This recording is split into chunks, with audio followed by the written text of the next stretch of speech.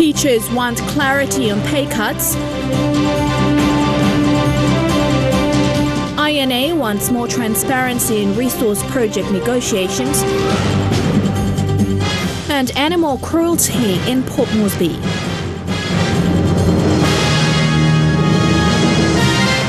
This is the National EMTV News with Helen Sayer. Good evening and thanks for joining us for Friday's news. The Institute of National Affairs has urged parties involved in upcoming resource project negotiations to be more transparent and hold institutions accountable. INA Executive Director Paul Barker said this morning that previous projects, including the PNG LNG project, have demonstrated lack of firm negotiations. With new resource projects in the pipeline, such as Papua LNG and the Morobe mining joint ventures Wafi Golpu, the INA is urging parties involved to negotiate firmly for the benefit of the Papua New Guinean people. Barker stated that terms negotiated must involve revenue and forex being paid up front and disproportionate risks addressed. They need to negotiate more firmly, clearly with LNG. We've got one LNG operation up and running. The companies have to know they had a pretty good deal on that one, and next time round the state has to be able to negotiate to get a deal where, as I say, revenue is flowing earlier, foreign exchange is received into the economy earlier.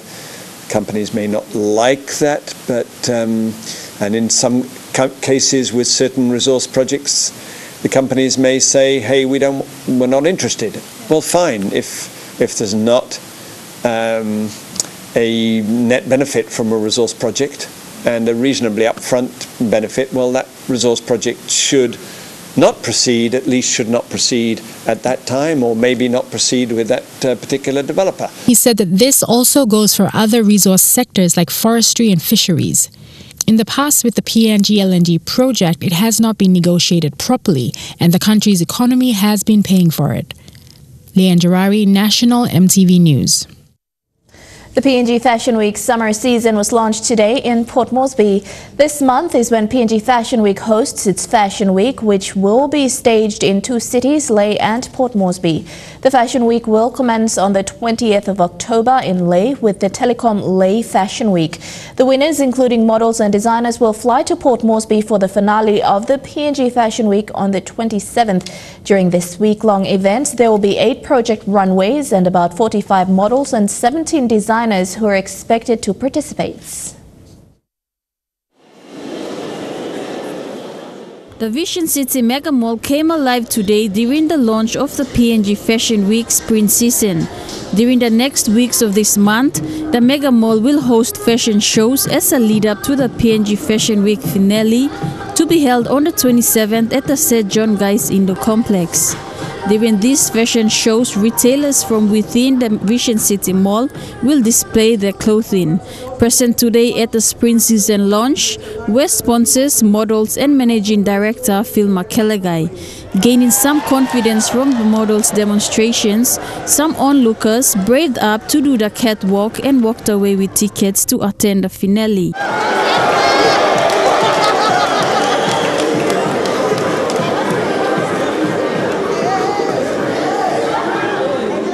We have a lot of different workshops. We have Lavina Williams, who's come on board as our international headline guest singer. So she's going to come and mentor some of our young people in terms of their dressing.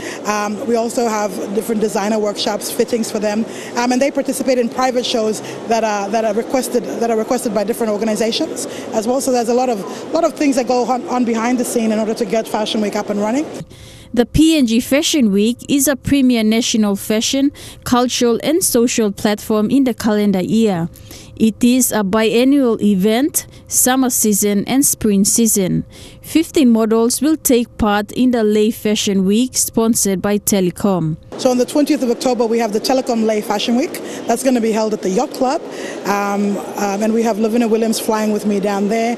We have 15 models walking for Lae, and we have about 6 designers on. So the winning designer for Lae and the top model for Lae will fly to Port Moresby to participate in the Telecom Paradise runway and also walk for Fashion Week for that particular model. Of the 8 project runways, the first one will commence at the Lay Fashion Week, then with 5 fashion shows in Port Moresby, all at Vision City, the Fashion Under the Stars, and the finale, and then the PNG Fashion Awards. Charlene Airy, National EMTV News. The Fiji Trade Commission hosted a meet and greet last night between Papua New Guinean and Fijian businesses in an attempt to create further pathways for investment between both countries. Amongst those in attendance, Chairman and founder of CPL Group Mahesh Patel, a veritable success story of investment between both countries. Businessmen and women from both countries gathered at the SP Brewery Brew Kettle last night for an evening of mingling and networking. The event, hosted by the Fiji Trade Commission in PNG, was a first for the Commission since being established in country last year. Fijian Trade Commissioner Navitalai Tuivuniwai used the opportunity to discuss the benefits of investing in the fellow MSG country. And of course, one of the most important focus of tonight's gathering is to try and revive and relaunch what we've had over the years. The PNG Fiji Business Council. We do have the Fiji PNG Business Council arm back in Fiji, but I think tonight, with all the key people in the room, we'd like to roll out the campaign for all the 50 members of the PNG Fiji Business Council. Amongst the attendees was founder and chairman of City Pharmacy Limited, Mahesh Patel. A success story in his own right, Patel moved to Papua New Guinea from Fiji 35 years ago as a pharmacist and built the CPL empire to what it is today, a leading retail and wholesale organization with national supermarket chain stores like Stop and Shop under its umbrella. But 35 years ago when I was leaving Fiji, there were a lot of naysayers. Don't go to Papua New Guinea, it's dangerous, it's not safe. But all I can say is I'm here and still alive after 35 years. So until date, I think that's the sentiments a lot of Fijians have. And all I can give them is the testament to say, not only do I live here, but my wife lives here as well. And that's the testimony of Papua New Guinea. So there'll be a lot of naysayers, a lot of negativity out in the press, but Papua New Guinea is the largest nation in our region. Fiji being a Melanesian, part of the Melanesian group as well, has got very, very close alliance, and there's a lot of acceptance between our two nations. Leanne Girari, National EMTV News. Cruelty to animals is an issue that does not get much attention in the media, and laws protecting animals is also outdated.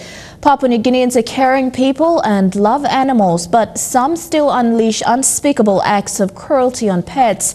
A family in Port Moresby recently lost their pet dog to a gruesome act of animal cruelty in Port Moresby. We warn viewers some images may be distressing. The dog's name was Saint. He was stabbed with a kitchen knife. The knife was stuck in tight into the eye socket of the young dog that was only a year old. The family had to bury it with the knife stuck into the eye socket. A terrifying sight and disturbing to most people that poured out their sympathy and concern when pictures of the murdered dog was trending on Facebook. It was in the early hours of the morning on Saturday last week when the incident happened. The perpetrator pushed his knife through that hole into the dog's eye, and the dog was found gasping for breath at this very spot. The Royal Society for Prevention of Cruelty to Animals of Papua New Guinea, RSPCA, campaigns against cruelty to animals and are devastated by the actions taken on the dog and have strongly condemned the actions. The photo is concerning.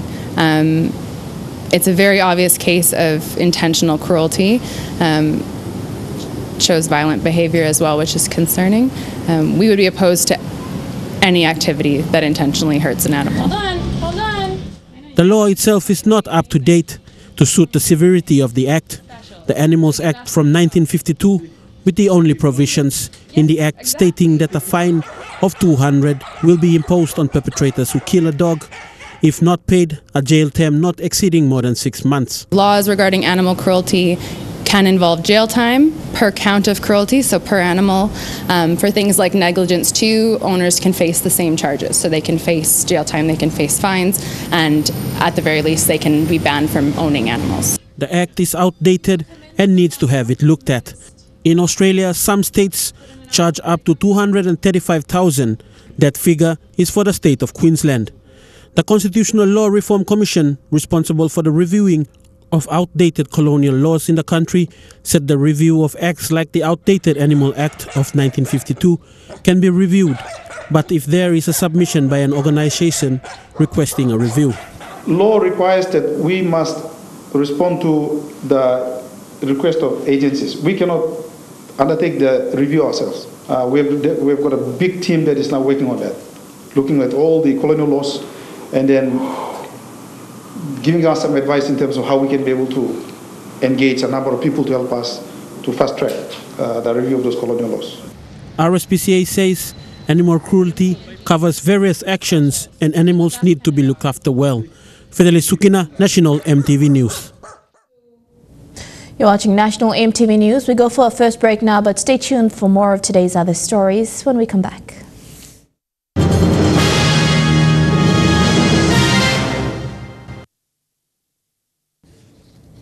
Welcome back to the news. The World Teachers' Day today turned out to be an emotional day for many teachers in Western Highlands Province. EMTV News visited a couple of schools today in Mount Hagen, and the celebration turned out to be a day where teachers reflected on how they have been treated through their salaries. PNG Teachers Association Highlands Regional Secretary John Melson says the Teaching Services Commission and the government need to come clear on this issue.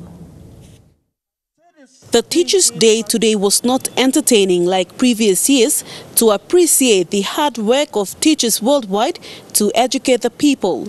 A female teacher from East New Britain Province, teaching for over 6 years at Tega Primary School outside Mount Hagen, says she only received 18 kina from the 19th pay period and did not receive any money from her recent pay.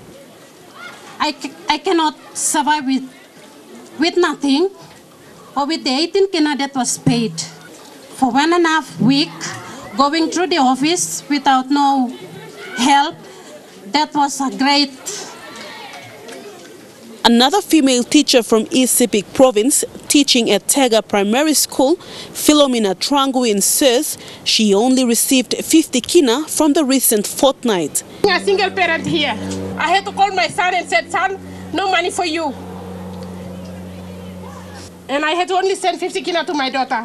At Tega Primary School, about 80% of the teachers are from the coastal provinces and their pays are the only source of income. The recent pay cut issue has caused some teachers to retire at an early age. Because the matter might get worse, students are now under our care. We are looking after them in the classroom, but at the same time we are feeling down. We are not performing to the best of our ability, and who's going to be blamed? Meanwhile, the PNG TA Highlands Regional Secretary John Melson says the response by the Education Minister Nick Kuman about teachers receiving their normal pay after the 3% increase is flawed. Melson says the Teaching Services Commission should have informed the teachers before deducting their pays. Melson is concerned the situation might get out of hand if teachers decided to walk off. TSC has to inform its employees before these pay cuts, massive pay cuts, then teachers will be happy. But that has never eventuated. And sudden pay cut is a slap on the face of the teachers in this region and the country. I want the government to do something very seriously, and they have to address this problem immediately. Mr. Melson is calling on the government or TSC to justify their actions through the media. He is also appealing to the government to repay the teachers' money. Vasinata Yama, National EMTV News, Mount Hagen. The principal for Lay Secondary School, Christopher Raymond, has called on the Education Department to investigate reports of teachers being left with 7 kina, 10 kina and 45 kina in their bank accounts. He also confirmed today that all 54 teachers from Lay Secondary School were affected with deductions of 200 to 300 kina from their salaries. According to the Education Secretary, Dr. Uke Kombra, he has asked the teachers to report their cases to the division or to his office to sort out the issue. The principal for Lay Secondary School, Christopher Raymond, said during the Teachers' Day celebration today that it is not right for a teacher to be paid 7 kina, 10 kina or even nothing at all.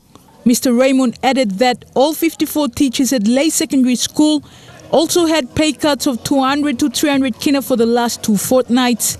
For me to hear certain teachers earning 10 kina only and 45 kina only, that I think would be a bit too much and something may not be right. And if that is so, then there's supposed to be some investigation and things corrected. And I would like to see that all our teachers should be enjoying what they deserve and so forth. In a response on Tuesday, Education Minister Nick Kuman said teachers have received lump sums of 3% salary increment over 4 fortnights and it had ended. He also admitted that the Finance Department had problems with the Alesco payroll system, which he said had been fixed.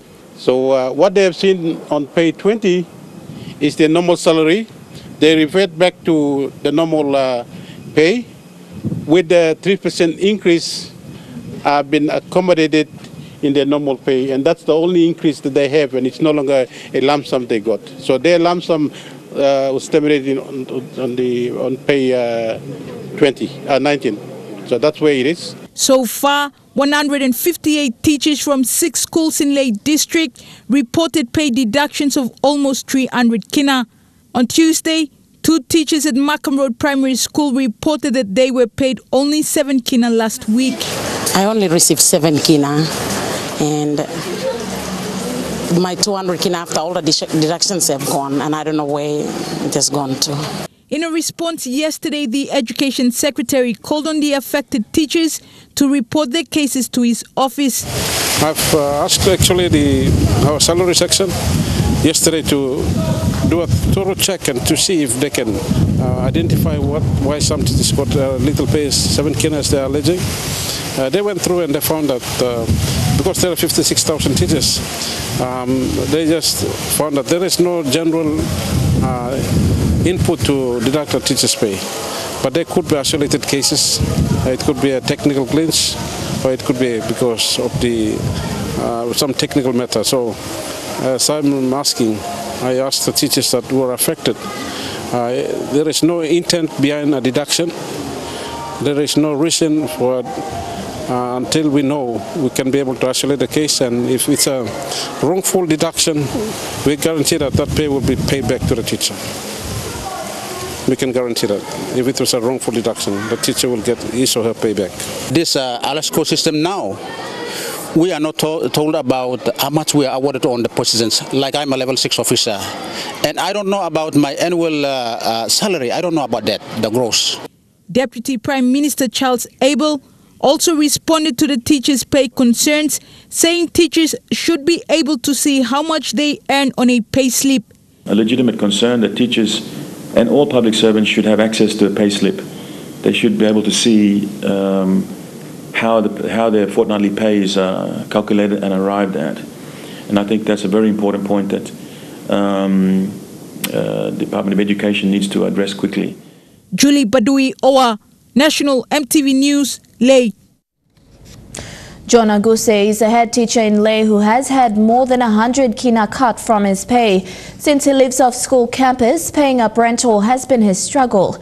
He has had to apply for loans to ensure rentals, bills and food is provided for his family. John Aguse is the head teacher of the Milford Heaven Primary School in Lay. He came to Lay this year with his family after teaching in Minyamia.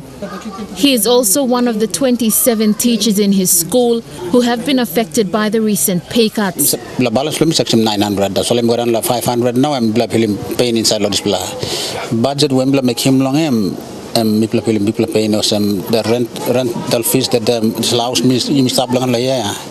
I'm renting to room because Mr. Aguse and his family live off school grounds. He has been renting here at Kamkumu. It costs him more than 300 kina to rent just 2 rooms for his family. In pay 18, his salary was cut by more than 200 kina. This affected his family budget. So me looking this like me heavy. Pikinini only stop long and how by me cooking kai because day kai pikinini mas kai lo morning belo na havenun. Na how by all kai stop. I mean no semba mi pla angere na stop. So mi pla kai want for something. I mean no havenun by mi pla kesim day by no what. Se dedi osem hardworking staff wesa kirap every morning. Kirap na go to school.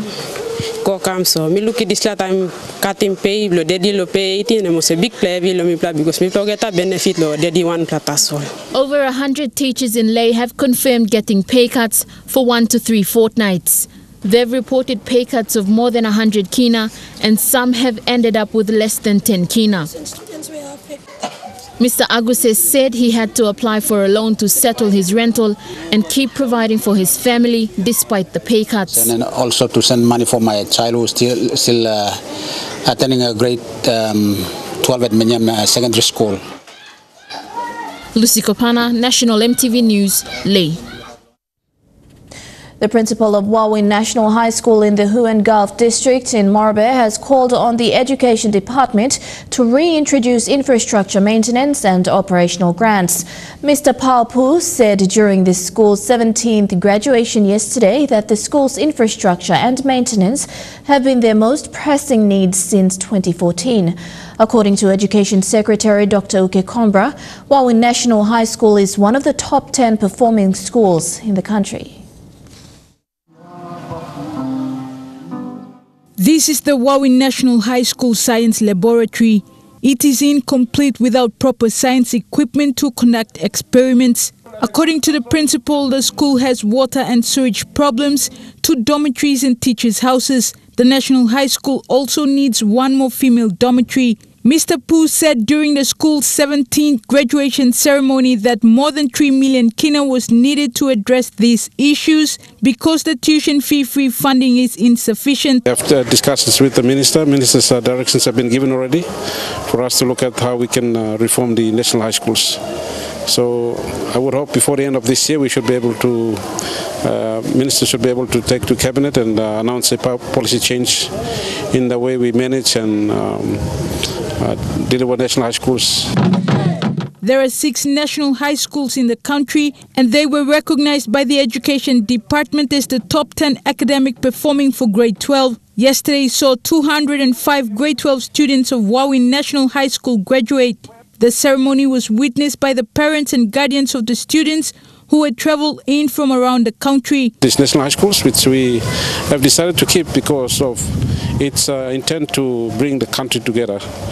We have students from all over the country that they come together and they promote nationalism rather than regionalism or provincialism. Julie Badui Owa, National EMTV News, Ley. 21 students of Carr Memorial Seventh-day Adventist School were baptized this week. The baptism is historic for the school and church and is a first of its kind. Classes were suspended to host this significant event. Carr Memorial SDA School has experienced challenges in addressing the spiritual needs of the school. With a chaplain in place to nurture students, 21 grade 8 students were baptized.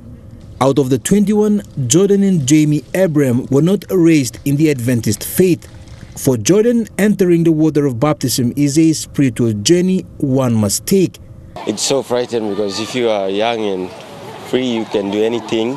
But I've decided to change my life so I can follow God. So any temptation comes my way, I will face through it. They discovered the truth from the Bible, and it is the Holy Spirit that helped them make the decision to give their lives to Jesus. The 21 students are in grade 8, another first of its kind event hosted by the school since its establishment in the 1980s. With the world so attractive to the young generation, school chairman Andrew Solomon says surrendering to God is the way forward. Christian education is one of the very important things that all the schools they're supposed to not only teach, but they're supposed to practice, where we've seen the evidence and the result of Christian education in Carr Memorial Adventist School here in nation's capital. Over the years, Carr has struggled in nurturing students in a Christian education environment. The SDA-run school is one of the most populated schools in the nation's capital. The Word of God has been the focus for the school administration. And we praise God for that, for the effort of our chaplain and all the children and teachers as well, with our support staff and the school as a whole. Meanwhile, the school is preparing for the grade 8 national examinations. Jack Lapava Jr. National EMTV News. This is the news on your number one. Stay tuned for stories making headlines overseas after these messages.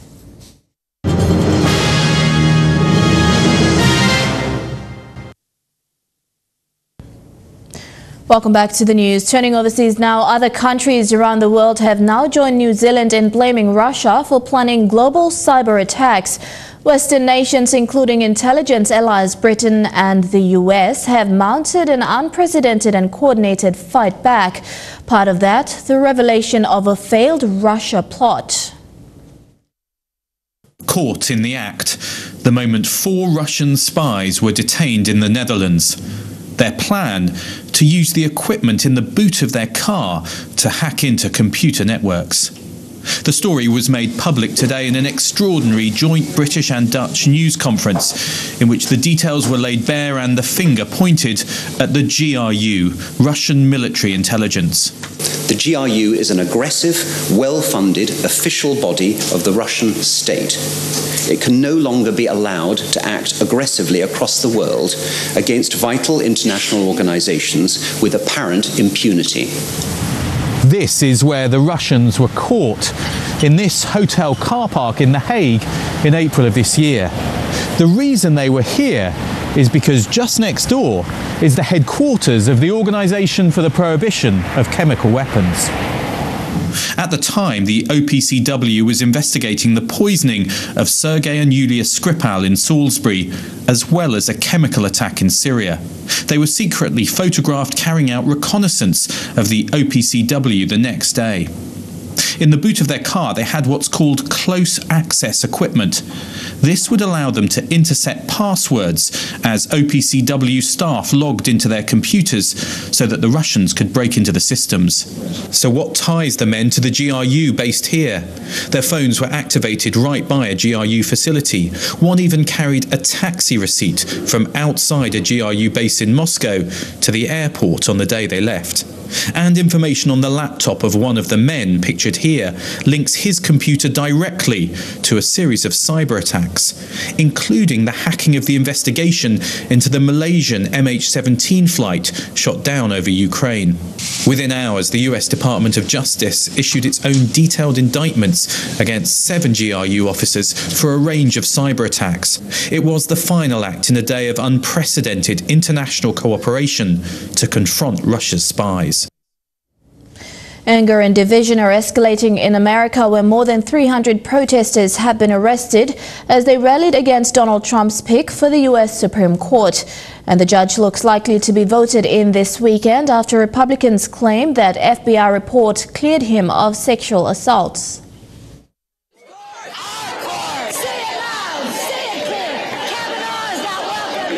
Outside the Capitol, anger and bitter division over Brett Kavanaugh's nomination to the Supreme Court.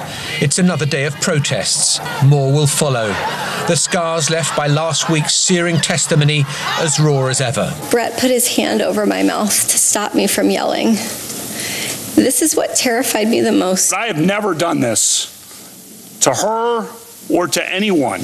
And the new FBI report has changed nothing. Democrats say it's a whitewash.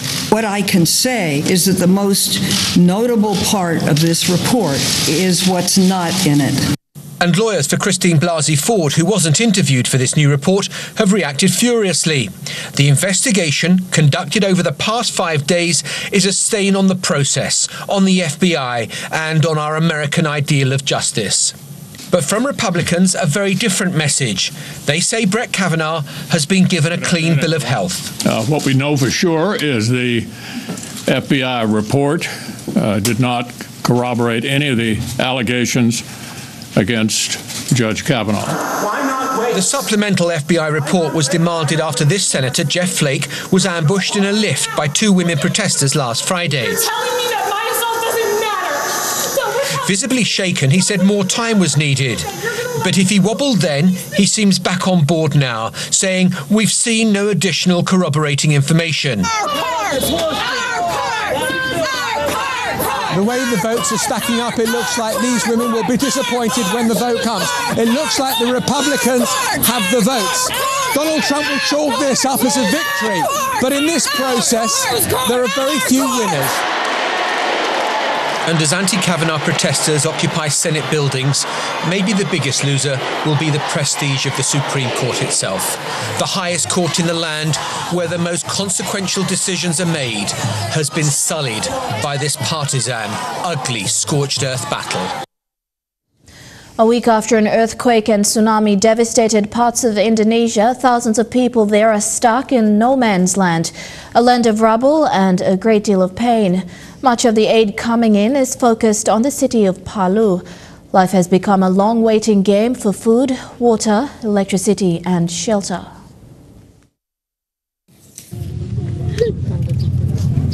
It's a particular agony, waiting for news you need to know, but dread getting. 20 or so people, all strangers, man this vigil outside the Mercure Hotel on Palu's ruined coastline. Their common causes lie in rubble. Each had someone they love buried when the hotel collapsed. We just really want my daughter to be found, says Martinez Hamali. My hope is to find her as fast as we can. Hamali got to the hotel just after it went down. He was determined to get to 20-year-old Marianne, who worked inside. We entered the hotel again and again, shouting, "Marianne, Marianne, where are you? It's us." So despite aftershocks threatening to crumble what was left, he kept going in with his son Fretz. And they found 6 people, pulled each one out and saved each life. But no Marianne. I'm so sad, he says, because when we got here, me and my dad were able to save a couple of people. Why couldn't we help my little sister? That's up to the professionals now, including a French team we watched take special sound detecting equipment inside. It's nearly a week since the collapse, and families like these are facing hard truths. And that hard truth is that Marianne is probably dead. It's probably impossible she's still alive, but we never stop hoping, he says. At the least, we can get her body, and if God grants our hope, then she is still alive. But that's just one family's story. When the tsunami rolled in and destroyed entire communities like the one that was here, it created tragedy on a massive scale. And a full 6 days after that event, many people still don't have basic services like electricity, food and water, or shelter. And that breeds desperation. At the Palu airport, tear-stained evacuees gather at a tarmac gate. Freedom from an unlivable place lies just beyond. But there's only so many seats on a plane. Some make it through, some don't. This family got separated. The grandmother made sure the soldiers knew. Eventually, they're together again, and it's a rush to the plane to make sure it stays that way. All around, there's anger and frustration, and everyone is just exhausted. The military says it's flying as many flights as it can. These people will wait for the next one. Far from the airport, sailors brought aid to remote places on the island where help hasn't reached yet. Villagers meet them on the water. They're loud and demanding, feeling the pain and frustration of going a week without a real meal. The ship then heads back to port, where 250 evacuees are about to sail 500 miles south to another town. The destination matters little, as long as it's anywhere but here. By ship or plane, though, they can leave, because nothing holds them here. Back along the coastline, at the hotel, that's not an option. The families here know the likely hard truth. They're not naive, they know the odds. But giving up? No. No way. China's highest paid actress has finally resurfaced months after she mysteriously disappeared. Fan Bingbing, who starred alongside Bruce Willis and Hugh Jackman, broke her silence on social media after being accused of tax fraud. In China, when it comes to movie stars, there's no bigger name than Fan Bingbing. Time magazine named her China's most famous actress. For 12 years straight, Forbes magazine named her the nation's highest paid star. The stars appeared in Iron Man and the latest X-Men movie. Wow. It's my dream. Yeah. Oh my God, my X-Men. It's Hugh Jackman. She does brand endorsements for Adidas, Guerlain, Montblanc. They even modelled a Barbie doll after her. Last year, Fan Bingbing was part of the jury at the Cannes Film Festival.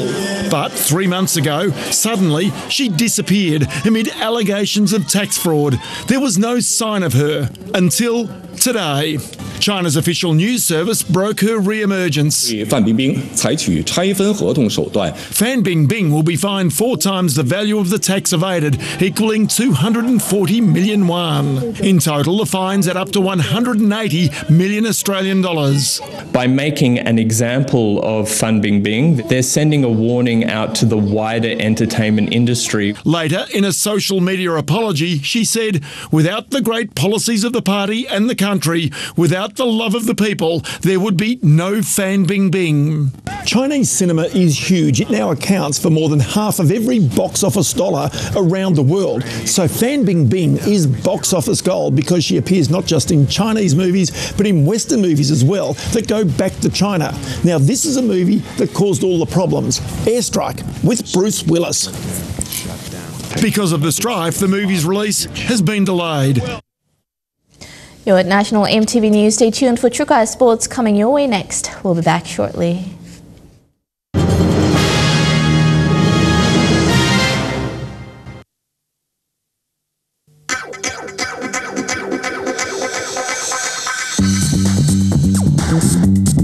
Trukai Sports.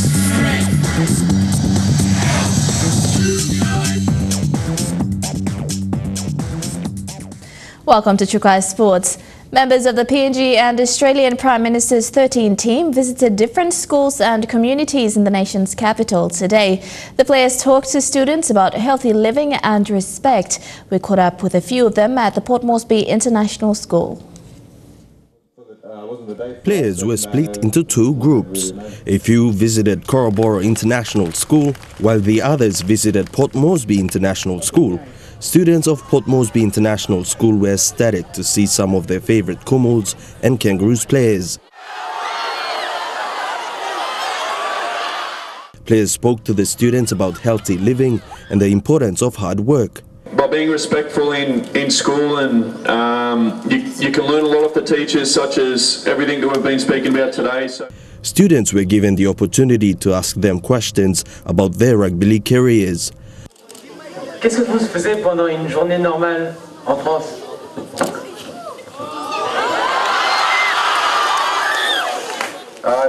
Je parle.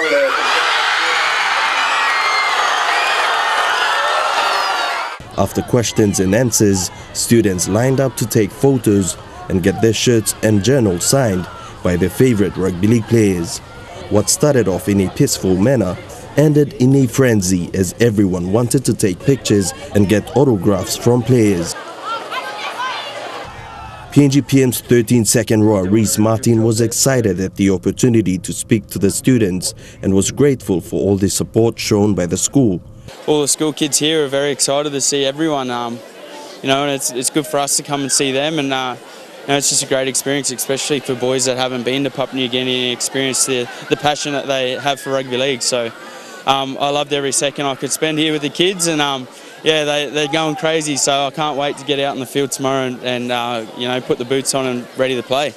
He says it is always a privilege to put on the red, black and gold jersey, and he is looking forward to the match tomorrow. Yeah, I am. I can't wait. So we got our captain's run later this afternoon, and then yeah, just to put the polish on things. But yeah, looking forward to playing tomorrow, and you know, I love every chance I get to play for the Commonwealth. The players and that really appreciate the support that we get here, and you know, I'm looking forward to tomorrow. So hopefully PNG, you know, all turn up tomorrow and we get the win. Elijah Levet, National EMTV Sports. To powerlifting, Team Central and NCD will be equally represented in this year's National Powerlifting Championships. World record holder Linda Paulsen and Henry Vagi are not only competing but will assist younger athletes in the competition. 50 athletes will compete in divisions ranging from 47 kgs to 120 kg plus divisions. Team Central, to be led by PNG rep Vagi Henry, says preparations for his team have been ongoing, but the team is now ready to face the rest of PNG in the Nationals tomorrow. We've trained about 15 new athletes, and about 8 of them have come through to compete in this weekend's games. Former world champion and the Pacific's best powerlifter Linda Paulsen says not only is she prepared to lead the team of 5, but also to impress the selectors as she plans to also set foot in Samoa next year for the 2019 Pacific Games. Me train long high performance. Me blow 5 platters all inaugural new play athletes. Yeah, because high performance all talk by all elite athletes that's only train, so me blow 5 platters all work training. Me like training more new play athletes but hard because only talk all elite athletes all by training. Tomorrow by me compete one time only athletes, but so me work good by me going. So it's no good, but by me trying best by me here. Linda says the event is important for more women athletes to come forward and compete. All Mary will come inside us all only go out. Suppose only look him again, Lord. This time I'm good plan him, Lord. Fitness, Lord, athletes all marry. Na give him time long all. So only stop nothing and all thinking not for something lo work him. So me like him all athletes all marry must continue the competition or continue the powerlifting, working powerlifting here. But if it wasn't for the strong backing from KK Kingston, the event wouldn't be possible. On behalf of the participating provinces, Vagi thanked KK Kingston for their support in funding this year's Powerlifting National Championships. Just want to say thank you to KK Kingston for giving us a set of weights. It's tremendously helped all our athletes to achieve a really good level now. So after all those sponsors and everything that he has done to us, we really appreciate it a lot. Godwin Eki, National EMTV Sports. Still on powerlifting, lay competitors arrived in Port Moresby yesterday ahead of this weekend's national championships. The team, consisting of 13 athletes and headed by experienced lifters Livingston Sikoli and Belinda Umang, brought with them their youngest lifter, 13-year-old Elizabeth Nabi. 13 of Lay's strongest men and women arrived in Port Moresby, accompanied by their team doctor and ref for the National Powerlifting Championships, which will run from this Saturday and end on Sunday. One of the most experienced athletes and technical officers in the sport of powerlifting, Livingston Sikoli, says the team has prepared well for the event and they're hoping to collect medals in all categories. There's more, the interest is growing, there's more people coming in, and we see raw talent coming in, setting some new records. And hopefully this national championship, we are expecting some bigger things happening. We got good raw talents coming in from Lay and then Hagen too. Leading the female powerlifters is PNG rep Belinda Umang, who is hoping not only to compete, but also to show and teach younger athletes her experience in the sport of powerlifting. I saw that the girls, especially the females, they are progressing. Yeah. I'm here for the referee game also, so I think we will have, like previous game, we have 3. The first national championship, the first selection, and then we look for another second selection. We'll see how they go. And then the last selection, and then we do the final selection. The youngest athlete in the team is 13-year-old Elizabeth Nabi, who only recently joined the sport of powerlifting this year.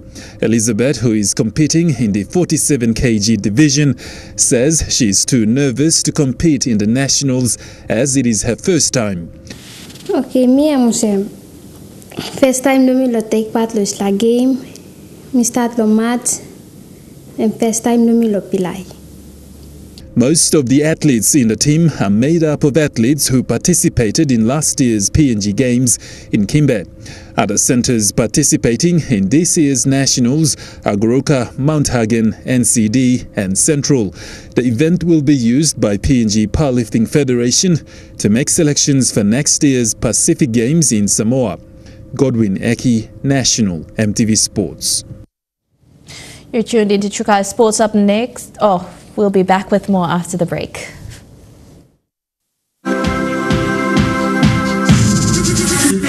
Trukai Sports.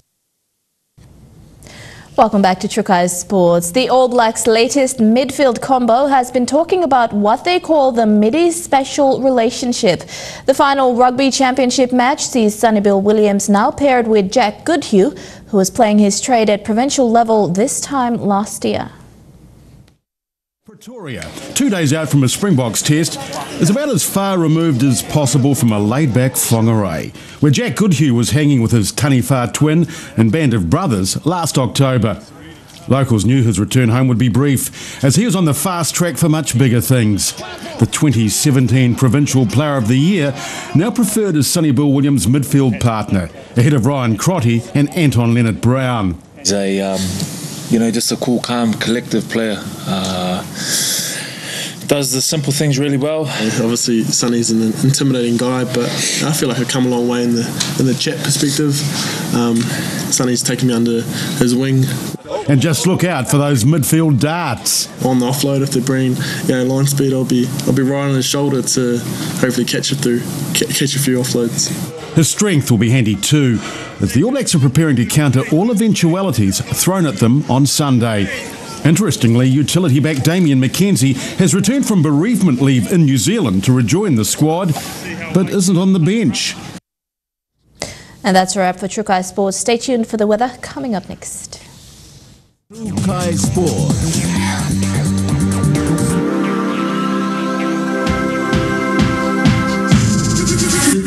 Trukai Sports. The weather details were proudly brought to you by Dulux, celebrating 50 years in PNG and the only paint made in PNG.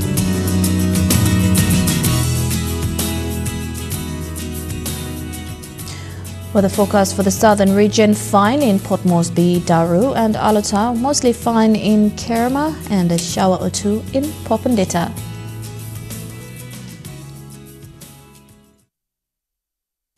The weather details were proudly brought to you by Dulux, celebrating 50 years in PNG and the only paint made in PNG. And that's been Friday's news. Have a safe weekend, pleasant viewing. Good night.